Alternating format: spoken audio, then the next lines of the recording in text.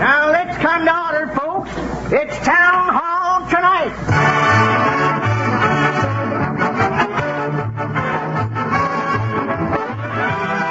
An hour of smiles in Town Hall tonight, folks. 60 minutes of fun and music brought to you by Ipana Toothpaste and Sal Hepatica. Ipana for the smile of beauty, Sal Hepatica for the smile of health. Fun with our star comedian, Fred Allen. Music with Peter Van Steeten. New songs, new laughs. It's Town Hall tonight.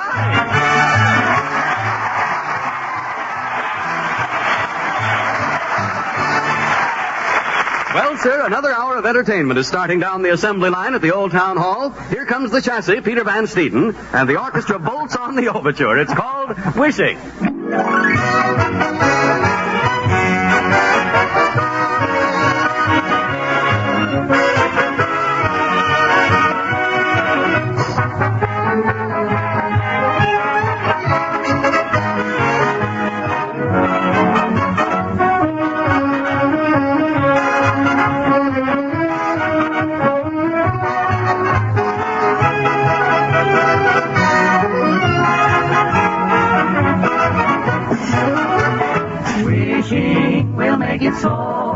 Just keep on wishing and care will go.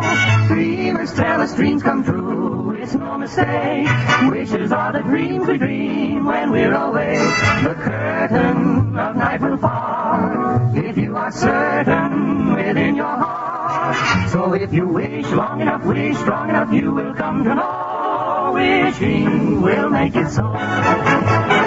And now, tonight, ladies and gentlemen, it is with great pleasure, it is with keen delight, yes, it is with ill-concealed happiness, or I might say basking in an aura of joy, that I bring you for the last time this season, Fred... Oh, say, Harry, what is this? What is this, the last time? This isn't my last program. Are you here again next week, Fred? Yes. Next Wednesday's my last week. Oh, shucks. And that is putting it mildly, Harry. Well, Fred, my whole opening is about this being your last program. Well, if you think I'm going to finish tonight just to save you the trouble of changing a few lines, Harry. It's all right. Well, I'll make up something. Okay. Now, ladies and gentlemen, for the next to the last time, I give you that next to the last comedian who is on his next to the last legs, Fred Allen in person.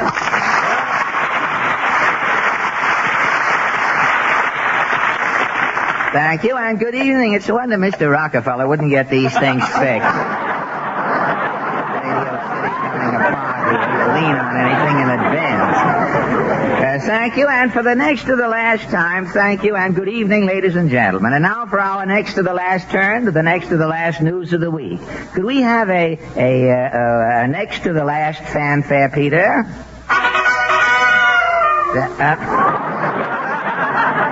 Say, that sounded like the last one, Harry. They couldn't squeeze one out after that, could you? The Town Hall News sees nothing, shows nothing.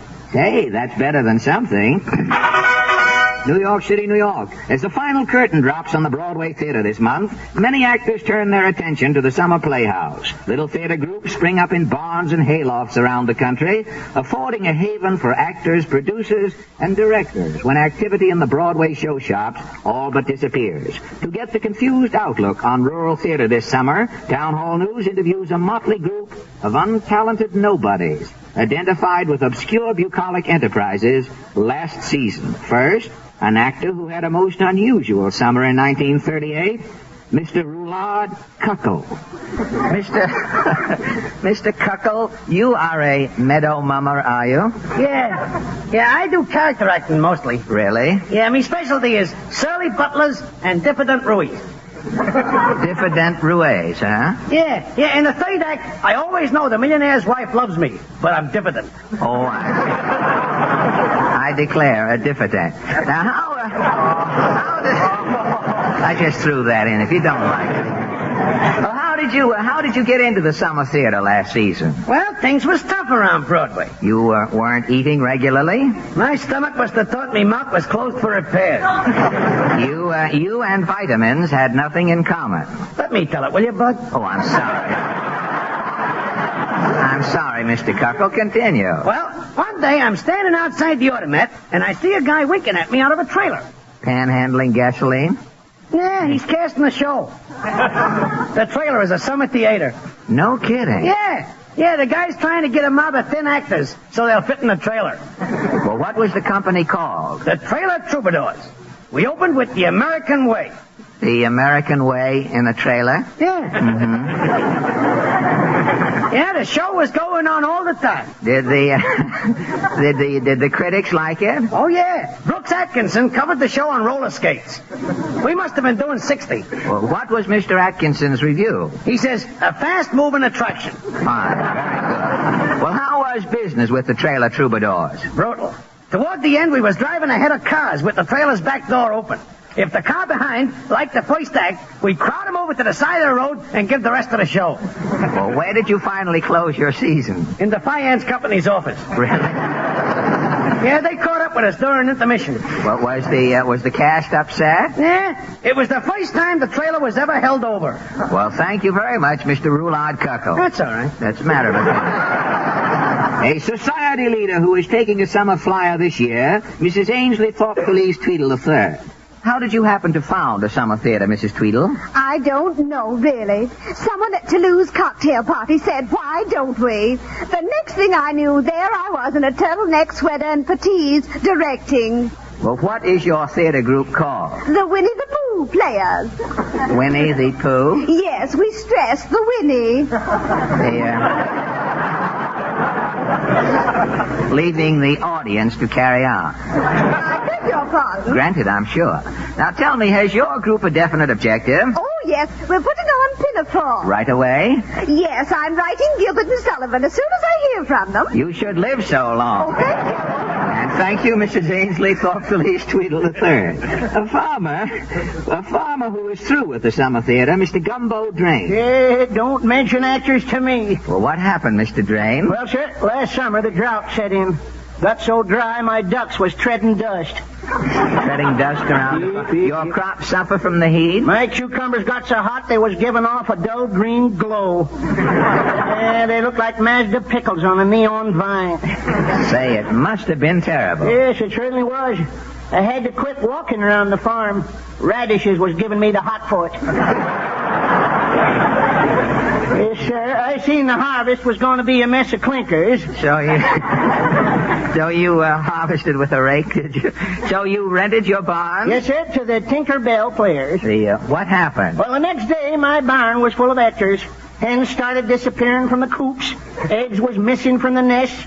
Ducks started going one by one. Well, did you find... No, I was fuming, but biding my time. Tuesday, I catch an actor kneeling on the stage. His hand stuck out through a door.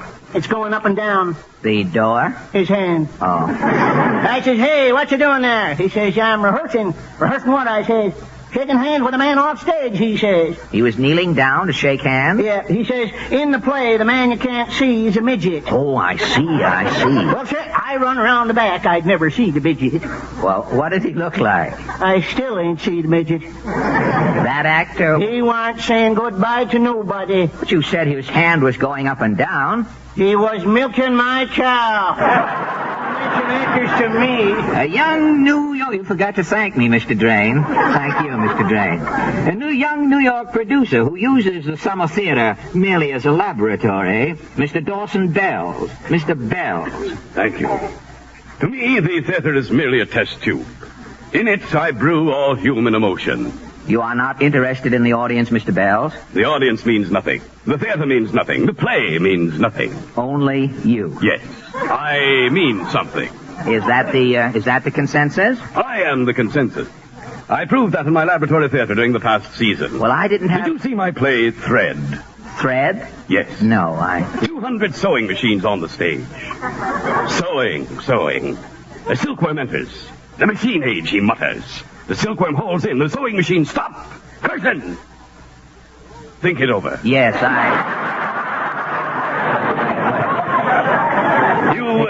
You saw my play Crash. Oh, you had a crash? Yes. No, Crash. I didn't. The curtain goes up. A bass drum is center stage. The drum is a symbol. On the drum is a symbol. Yes? The symbol is a symbol. The audience ponders. A termite smacks his lips. Curtain! You see the work I'm doing. Yes.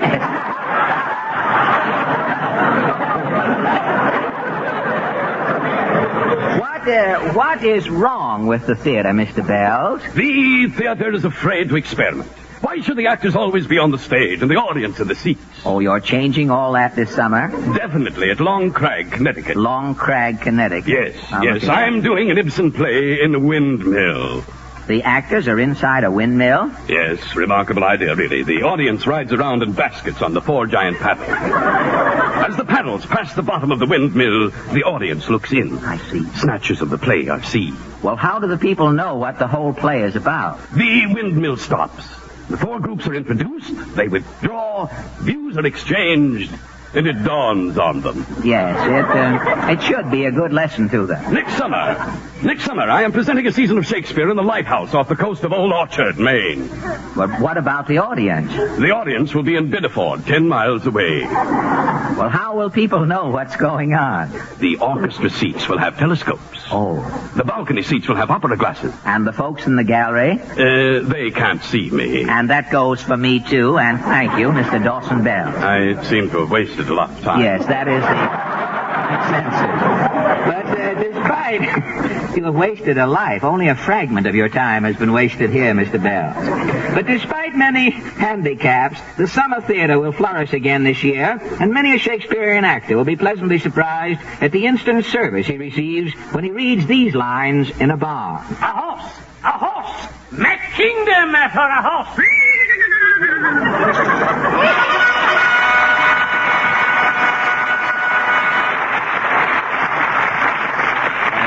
And now the Merrimack sing for you that stirring song, Tea for Two. Stirring song. Hey, not bad for this late in the season. However, Tea for Two.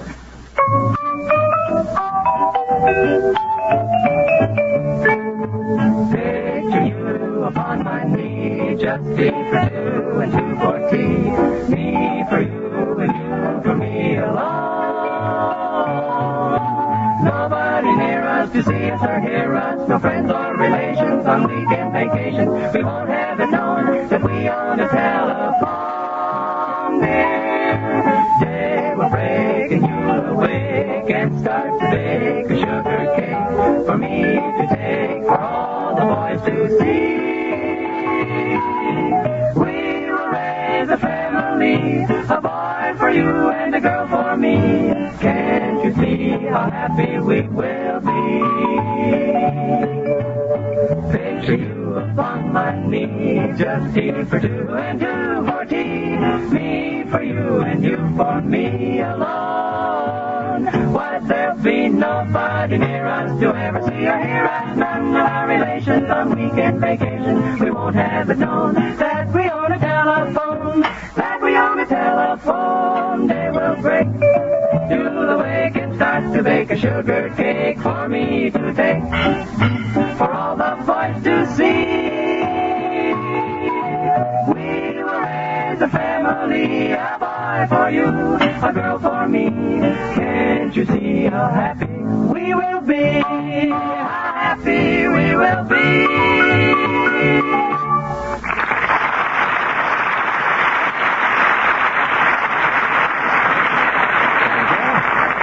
A well-known psychologist recently stated, ladies and gentlemen, that the reason most men aren't more successful is because they don't recognize opportunity when it knocks at their doors. Now, tonight, we'd like to find out whether or not the professor hit the bullseye. So we question members of our studio audience. Now, this gentleman here, did you hear opportunity knocking at your door? Eh? Huh? What door? No, opportunity at the door, knocking. Well, don't knock if you can't boost. That's what I always say.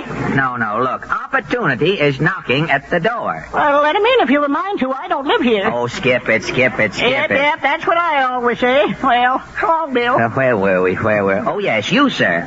Did you recognize opportunity when she knocked at your door? Yes, I knew it was my big chance, but that didn't do any good. You see, I had an opportunity to interview a man who had a swell job for me. And you muffed it? I certainly did. I was feeling kind of dull and under the weather, and I must have looked it. I guess I didn't make much of an impression, so that was that. Well, we all understand how you must feel, so I'm sure we'll all appreciate this thought of Harry Von Zell. Well, of course, it's mighty important to feel at your best every day, ladies and gentlemen. That's why it will pay you never to forget, when you're under par, that Sal Hepatica helps give you a faster comeback. Very often, nearly everyone has that sluggish, headachy feeling that says take a laxative. But if you take something with a laxative action only, it may be days before nature has cleared up any accompanying gastric acidity.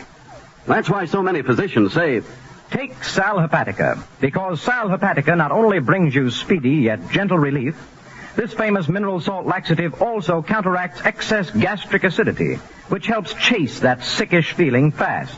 So your head's clearer, your pep's back, and you're quickly on the job again. So never be without Sal Hepatica. Get an economical bottle from your druggist before another day goes by. See if your whole family doesn't appreciate your showing them this quick modern way to a faster comeback. With sparkling Sal Hepatica.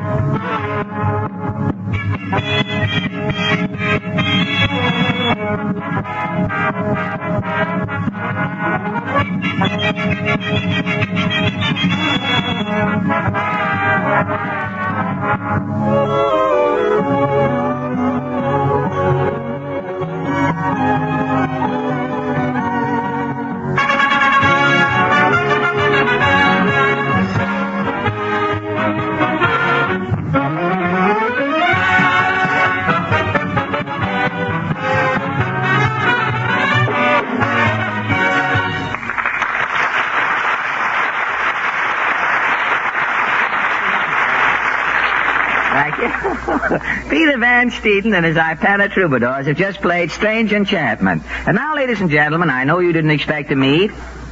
You prepared, Uncle James? I cannot tell a lie, Fred. I am. And what unusual occupation have you peeked in on during the past week? Well, I was sitting in a movie theater the other day watching the newsreels and got to wondering about those men who risked their lives to bring the news of the day to millions of people. Well, don't tell me, Uncle James. Yes, Fred. Our guest tonight is one of them. He's the ace cameraman of the Movie Tone news staff, Mr. Jess Kizis. Well, good evening, Jess. Good evening, Fred. Too bad you didn't have your camera. We could have snapped that reception there. Jess, how long? I could have used it many a week up here, you know. We don't get any. Jess, how long have you been contributing your celluloid mite to the weekly newsreel? 12 years, Fred. 12 years. And I imagine that during your long career, you have recorded for posterity, never having met them, of course, I wouldn't be familiar with the word. But you have recorded for posterity more than your quota of history in the making. Yes, I've covered a wide variety of events and happenings, all right. Now, what are some of the more dramatic episodes you have recorded on celluloid, Jess? Well, there was the Flint sit-down strikes, the Wyoming Valley floods, the Coney Island fire, and the Morrow Castle and Mohawk disasters. Well, between strikes, floods, fires, and shipwrecks, you really ought to be an authority on catastrophes. Catastrophes, unfortunately, make the most exciting newsreel shots, Fred. Yes, that is only too true. You know, there's one thing that always puzzles me, Jess. No matter what goes on, there always seems to be a newsreel cameraman there to get his pictures. How do you fellas know when things are going to happen? Who decides what happenings are to be filmed? Our assignment editor. Your assignment editor. He tells you where to go in a nice way? Yes, Fred. Well, tell me, Jess, how can the Movie Tone News cover events in Japan, Italy, and Perth Amboy so effectively and quickly? The company has a staff of some 200 newsreel cameramen scattered all over the world. Oh, and they take care of everything? Most everything. We also have a large number of freelance men who augment the regular staff. They cover any stories that pop up in unusual places. Well, what becomes of all of these pictures? What do you do with old newsreels? You can always find a use for yesterday's newspaper, but you can't wrap up a herring in a newsreel. Old newsreels are filed away, Fred. In the vaults of the Movie Tone News, we have a copy of every foot of film that's ever been shot. That, akin to the centipede, must run into feet. Yes, we have about 50 million feet. Go ahead, please.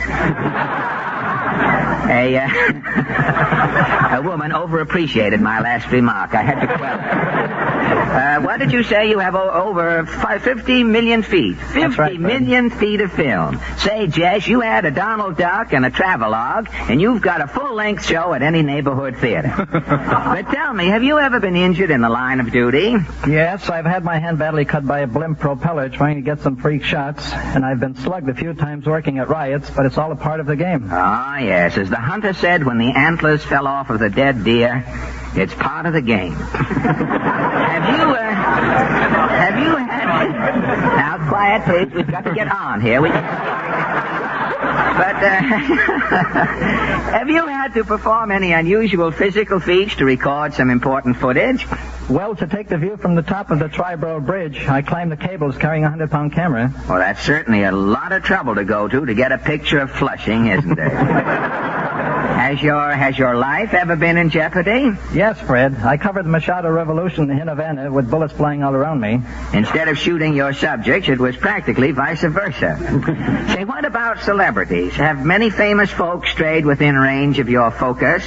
Yes, I've taken Colonel Lindbergh, Herbert Hoover, Howard Hughes, President Roosevelt, Al Smith, and many others. Is any one of the front-page personalities a favorite with the cameraman? I'd say Postmaster Farley was, Fred. Postmaster Farley? Well, he doesn't go around handing out stamps to the boys between close-ups, does he? No, but he's always ready to cooperate. We'll know for sure in 1940. What about, look at Jim, that old Republican chortling. But what about the sporting luminaries, Jazz? Max Bayer's my favorite. Max likes to clown around before the camera, and so does Tony Galindo. Oh, yes. I've seen Tony in a lot of pictures. I've seen a lot of Tony in one picture, too. I hear he was pretty mad at one theater manager last week.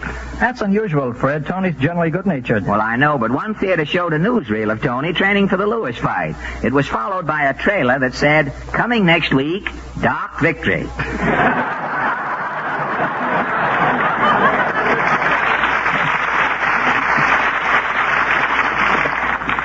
I see what you mean. I sensed that you would, Jeff. Now, in all your years of newsreel activities, what has been your biggest scoop? I guess the time I covered the capture of Two-Gun Crowley. Oh, I remember LaFair Crowley. They cornered him in a rooming house uptown. Well, how did you know the police were going into action at that? I didn't. I just happened to be driving through that block when the excitement began. What did you do? I got my camera out of the car and was grinding away even before the police commissioner got there. Well, that's certainly quick work. You know, I once heard about a newsreel man who got to a fire before Mayor LaGuardia. I don't believe that.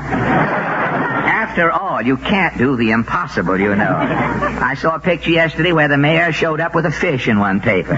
Say, I just happened to think about another. A dead heat at the market, I heard. Say, I just happened to think, Jess, about another movie tone feature. Do you ever make any of those comedy movie tone shots for Lou Lair? Yes, I have made quite a few. Well, say, tell me, how do you get Lou's picture up in the corner of those news shots?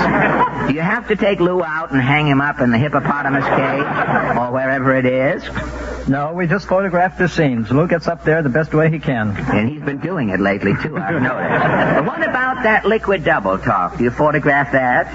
Lou dubs in his own dialogue back in the studio. Say, do you think confidentially, after looking at Europe, that Lou still thinks monkeys are the craziest people? I wouldn't know, Fred. Well, the next time I see some monkeys, I'm going to ask them how they feel about Lou. But enough of this Darwinian chit-chat. Tell me, Jess, what is the most recent important assignment you have covered? The arrival of the King and Queen here in New York. Say, how close did you get to their majesties? I was about 6 feet from them at the fair. It must have been quite a thrill. Yes, Fred, it was one of those experiences that make my job so fascinating. As far as I'm concerned, there's no other job nowhere like it. In other words, the newsreel cameraman is a soldier of fortune. Without the fortune, yes. Well, thank thanks a lot for this little verbal hike around your tripod, Jess. Now, before you go, I wonder if you'd do me a favor. If you could take a newsreel picture for me, sort of a minor catastrophe. I'd be glad to, Fred. Say, could you just shoot a few feet of Mr. Van Steeden up on his podium there? Is that a catastrophe? Mr. Van Steeden is a catastrophe with skin on it. I get it. Good night, Fred. Thank you, and good night, Mr. Jess Kisser.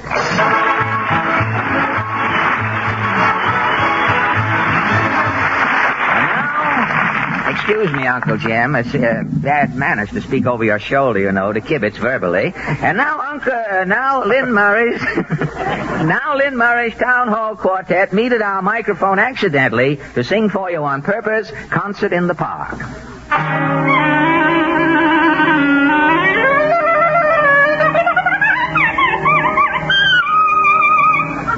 I remember how we met so long ago at the concert in the park. Oh, the concert in the park where we met in the dark. Oh, what an atmosphere. We started cuddling near. It was grand and the band was playing. Oh, the concert in the park. I felt just like a lark. My heart was filled with bliss. Each time we'd steal a kiss, it was grand and the band was playing. Sweet music brought romance our way. The more they play, the more we'd love. The more we'd love, the more they play on the concert in the park. Touched off that certain spark, and when she whispered yes, I found my happiness. It was grand and the band was playing.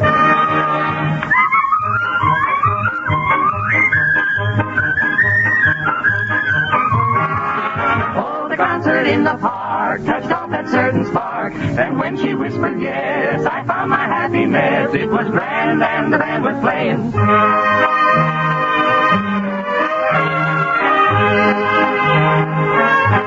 Now we're all set because we met at the concert. At the concert. At the concert in the park.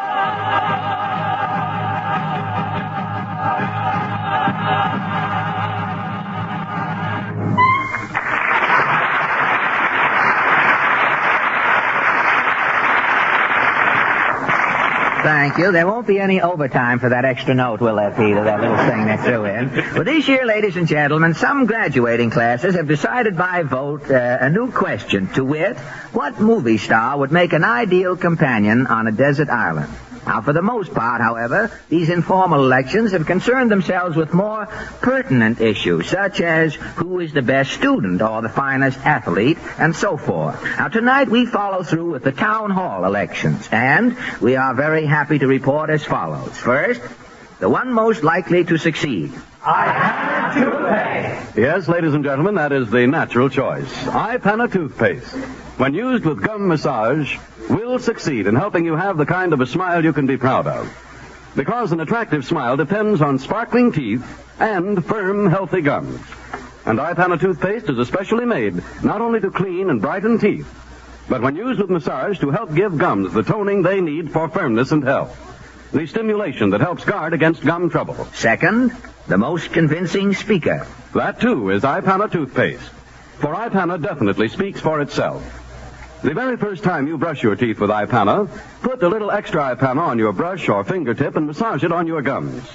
Notice the remarkable difference. Notice that pleasant tingling sensation as circulation speeds up and lazy gums start to waken. Finally, we nominate the most popular member of the class. And again, the winner is iPana. For so many people step up to their drug counters and ask for iPana that it outranks all other toothpaste. Make up your mind right now to help yourself to healthier gums, brighter teeth, and the kind of a smile that wins friends and keeps them with iPana toothpaste.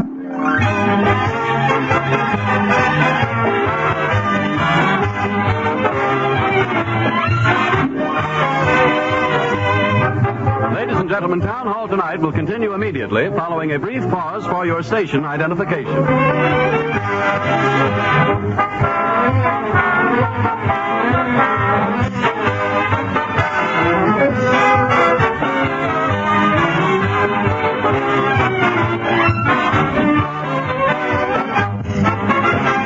Now that you have heard from the man of the hour on the half hour, we return you intact and in toto to the old town hall. Now on Thursday night... May I cut in, Mr. Allen? Well, Portland, why, certainly.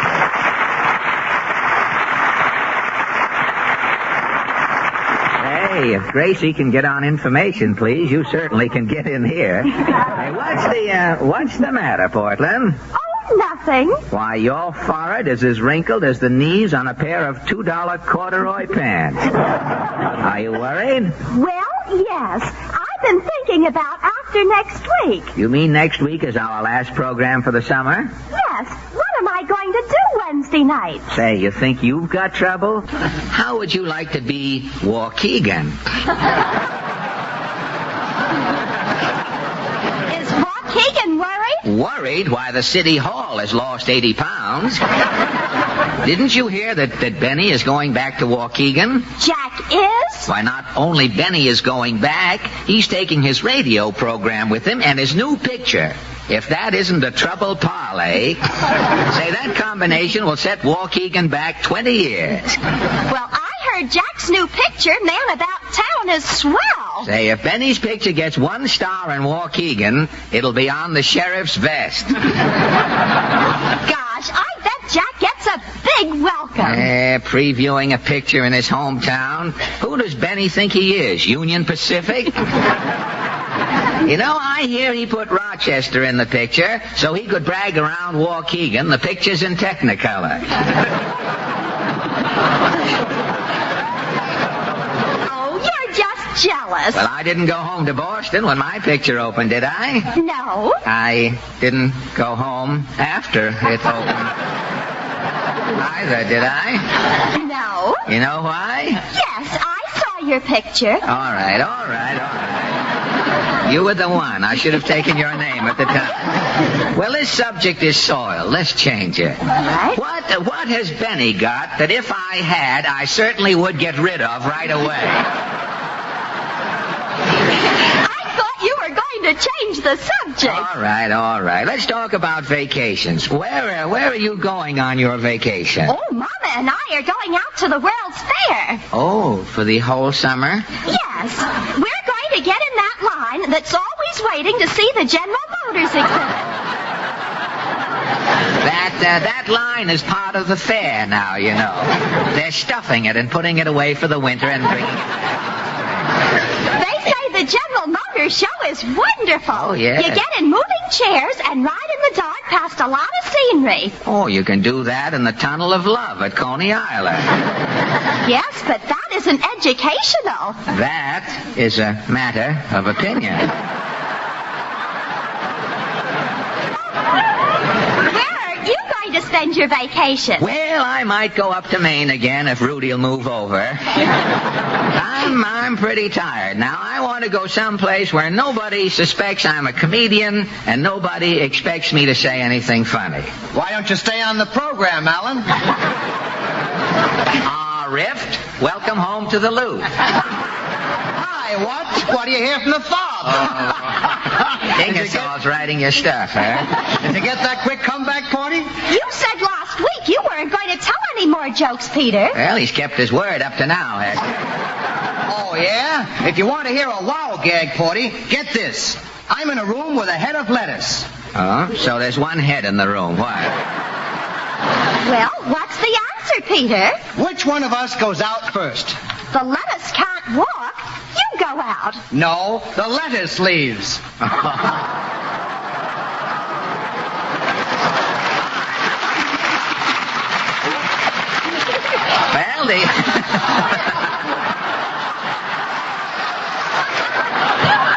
Listen, this is the end of Van Steeden. We can't hold him now. We've got to put him on We the People. The man got applause with a gag like that. All right. Now, the lettuce leaves. If you'll join it, now you'll be able to say what he's got to get a coat to match the pants now, the way he's going. Maybe you didn't tell that joke right, Peter. Yeah, I must have let down. I'm pretty tired. I'll be glad when my vacation starts. If we'd known it was going to get a laugh, we could have changed those lines. We had all that. Oh, are you going away, Peter? No, Island's going away. That's vacation enough for me. Well, I'm no insurance man, but the feeling is mutual. Both of us with you, the swell. I wonder where Harry's going. Harry! Yes, Forty? Have you made any vacation plans? Well, no, Forty. I was going to the 1,000 Islands, but I don't know. Well, what's the matter with the 1,000 Islands? I don't like the dressing.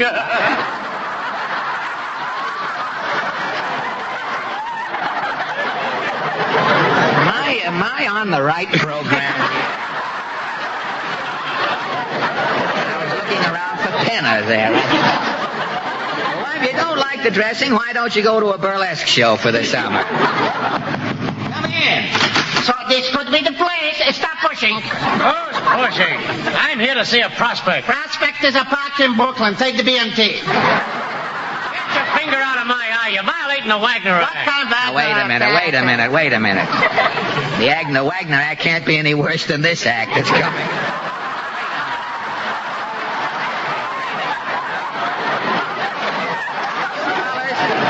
If you fellas want a third for trouble, what goes on here? I am here to arrange for your vacation, Bobby. What vacation? If you want a vacation, Alan, I'm your man. Take your mind at wise, Bobby. You're coming to the mountains. What you need is some good salt air, Alan. Now, look, To me, you're looking like a man who's wanting the best. And the best is Pomeroy Pincus' playground in the ponds. Why, the woodpeckers eat the penthouse off his joint every summer. The woodpeckers, he's saying. Mine place is Beaver Board. Your board ain't fit for a beaver. No, wait a minute. No. If you want class, Alan, I'm running a seashore rendezvous. Seaweed Haven. A rendezvous. It's a dive. What do you mean a dime? So help me from the bed to the floor. You can dive and not touch bottom. I don't want to fall out of bed and bump my head on the Coast Guard, you know. This could happen. By Seaweed Haven, the first 2 floors is reserved for the tide. Now, don't tell me the beds are pontoons. But leaking yet. That is a lie, Pincus. Look, one night only I'm stopping by the Seaweed Haven. Well, what happened, Pinky? In the morning I am waking, a shark is in bed with me. What do you want in $1 room? A tuna?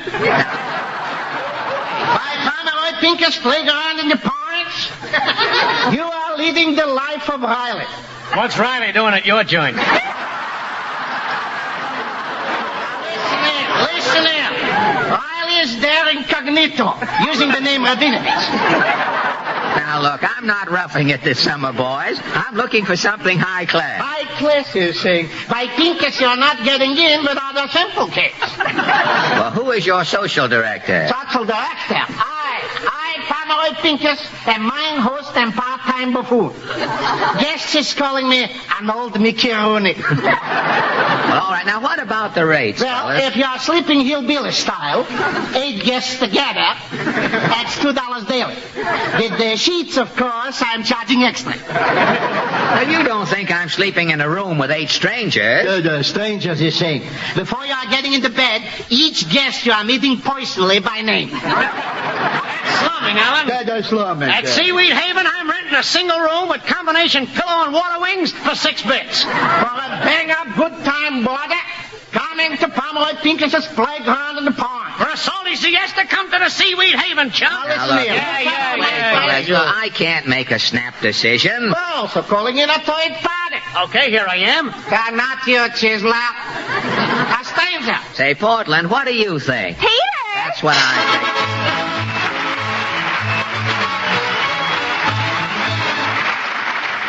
Now the Merrimacs proved that there's life in the old girl yet by singing their version of Little Annie Rooney.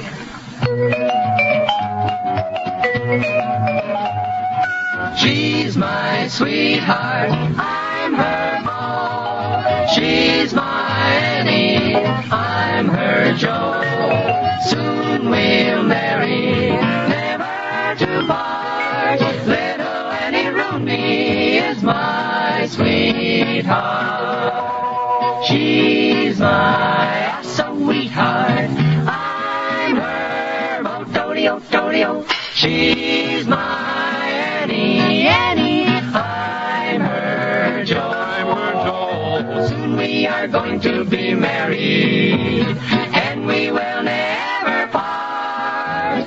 Little Lenny Rooney is my sweetheart.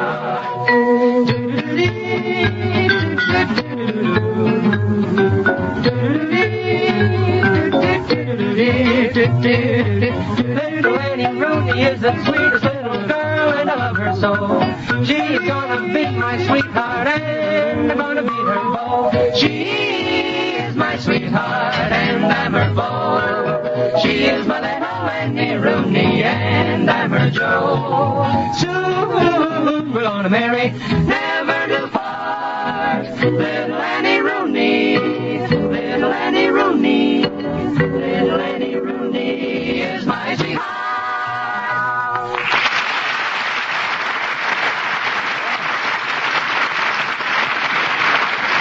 Now, may I introduce a man who has made a hobby of World's Fairs, a man who has seen every fair in the last 25 years, and who is here tonight to tell us what he thinks of ours, Mr. A.C. Patterson. Now, Mr. Patterson, what impressed you most? The benches. Every way you look, there are benches. And chairs, you just get in one of them and the fellow pushes it around. And then the buses, you sit down in one of these buses and away she goes. Yes, then... well, that's all very gratifying, but how about the exhibits? Oh, I never go inside the exhibits anymore. Why not? Well, you see, I'm subject to World's Fair feet.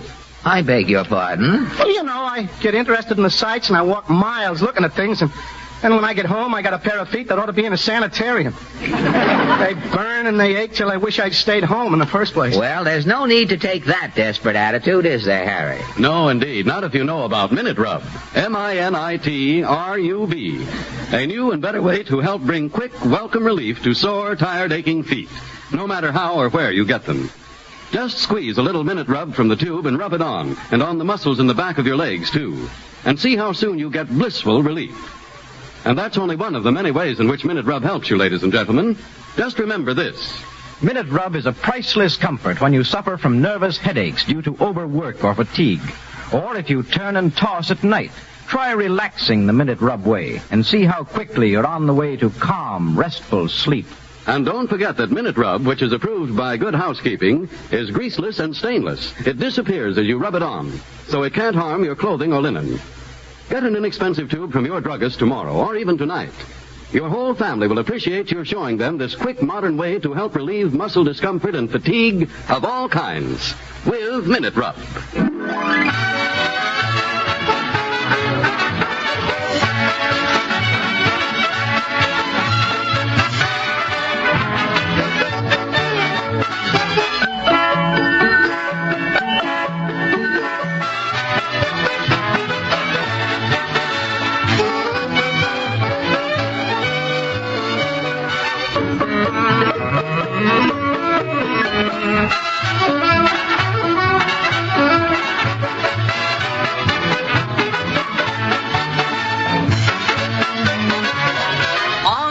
The glasses tinkle while outside the raindrops sprinkle. Do you think a little ring will do us any harm? I love you and you love me. The world is flat and so are we. So do you think a little ring will do us any harm?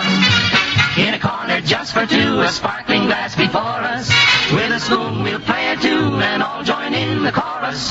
All night long the glasses tinkle while outside the raindrops sprinkle. Do you think a little ring will do us any harm?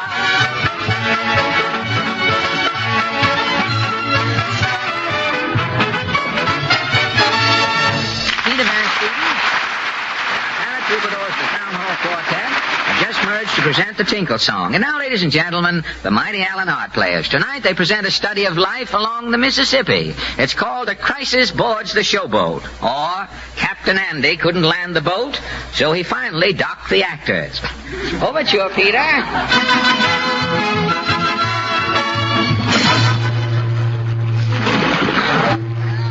Hi, Captain Andy. How's the old showboat?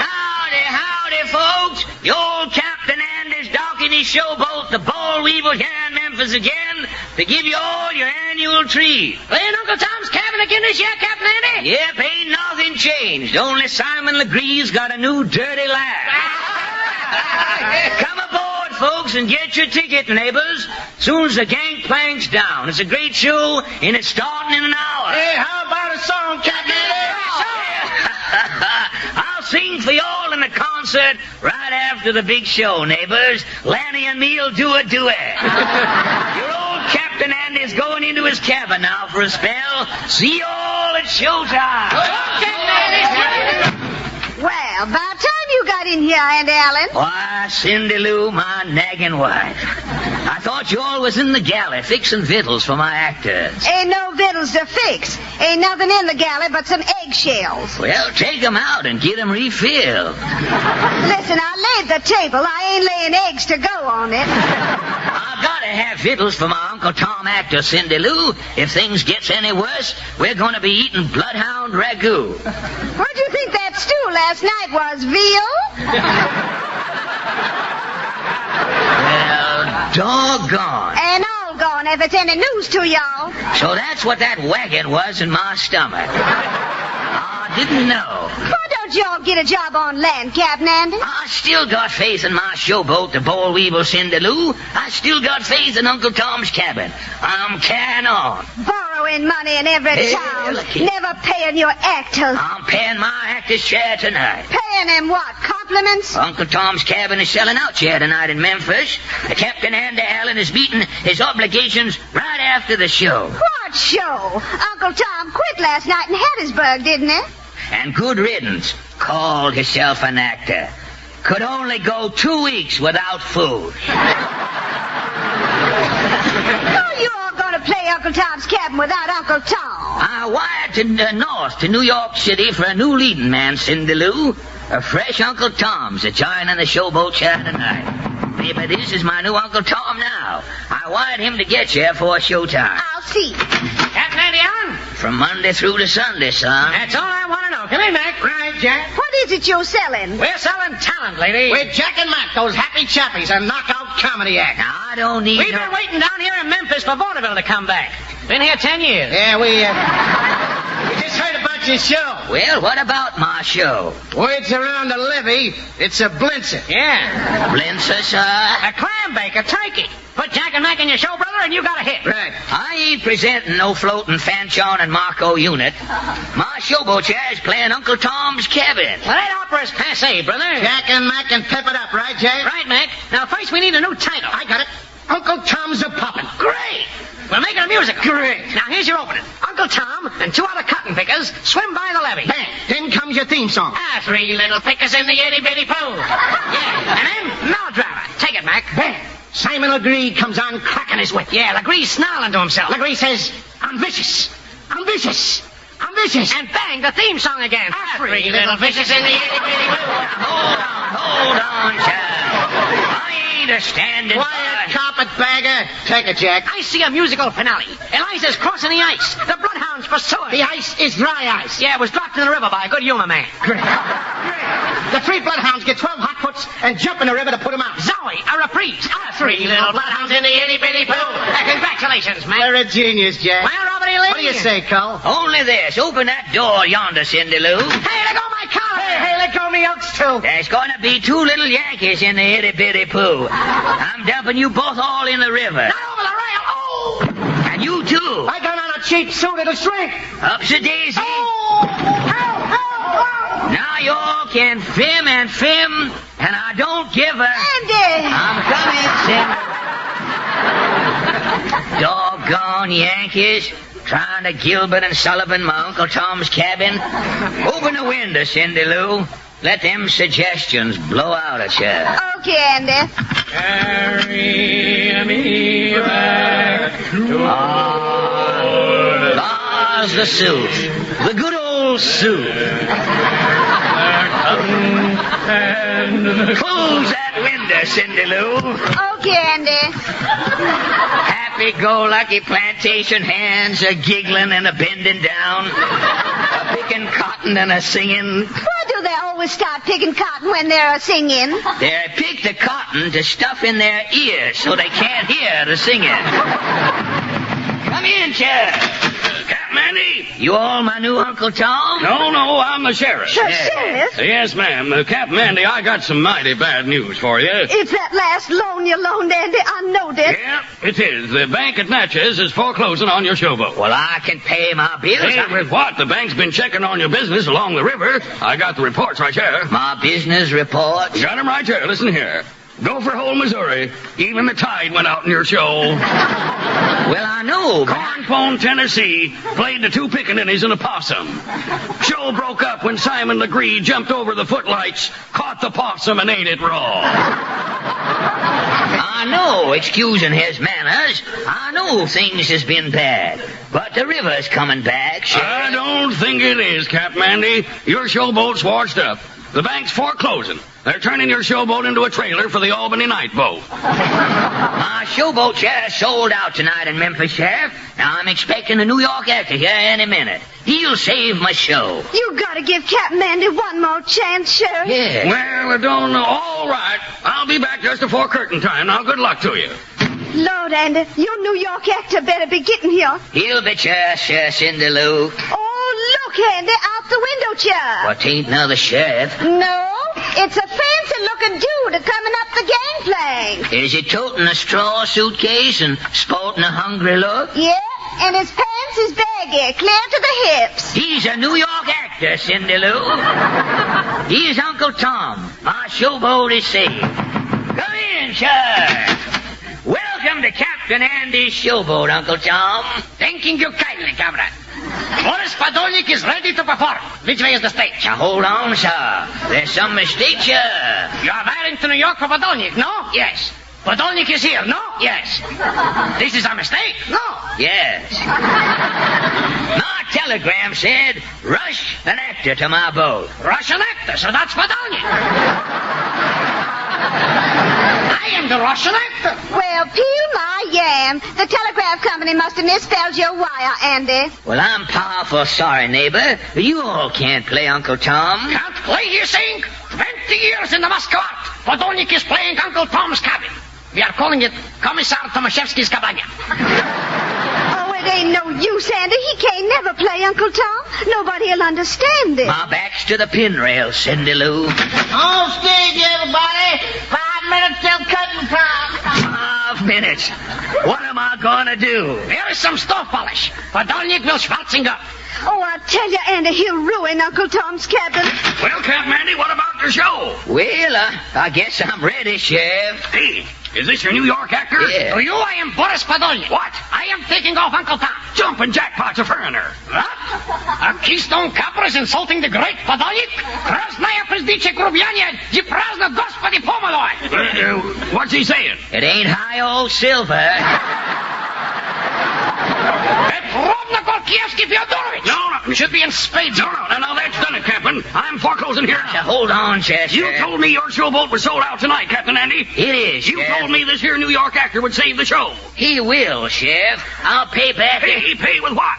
If this Lithuanian plays Uncle Tom with that dialect, you'll have to refund everybody's money. Now, I'm foreclosing right here now. Now, wait, hold on, Sheriff. Let me take Podolnik back in the galley, Sheriff. I'll teach him a southern dialect. I am a quick study. Well, I'm giving you 2 minutes, Captain Andy. 2 minutes in the galley, and I guarantee Podolnik will come out with a southern drawl. Follow me, Podolnik. Podolnik goes first. Podolnik is the leading man. Oh, I hope Captain comes through, Sheriff. Well, if that Cossack don't come out with a southern dialect, I'm taking over your showboat lock, stock, and anchor. I can only hope and pray, Sheriff. I'm a fatalist and an agnostic. I can't join you. How's the time, Sheriff? Time's up. I'll get him out of there. Come on out of there, Podolnik. Hi-yo, I'm sure enough ready to play old Uncle Tom. Let's go. Well, I'll be... Why, Mr. Podolnik, you all is talking folks. I'm from Dixie, honey child. Captain Andy sure is a wonder worker. Meet your new Uncle Tom. Well, I'll just... And you ain't foreclosing, Sheriff. No, I ain't. Come on out here, Captain Andy. How'd you ever do it? So 10 years with the showboat is learning me one day. So much going on.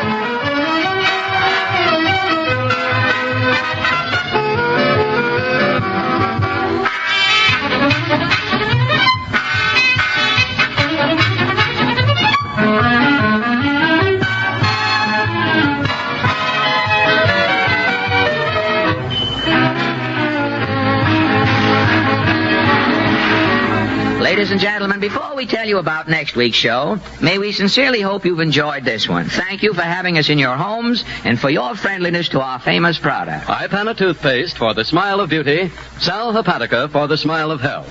Ipana and Sal Hepatica. Thank you, Harry. And don't forget, ladies and gentlemen, next Wednesday evening, Town Hall Tonight brings you honest health advice. How to get rid of the grit. Give it to a red cap. Your song of the week. California, here I come. Nino, that's Here I Come, not Here I Come, isn't it? I'm hitchhiking, bud. Oh. People you didn't expect to meet. Our sponsor. Will Fred tremble in his boots? Will everybody get fired? Tune in next Wednesday. Music.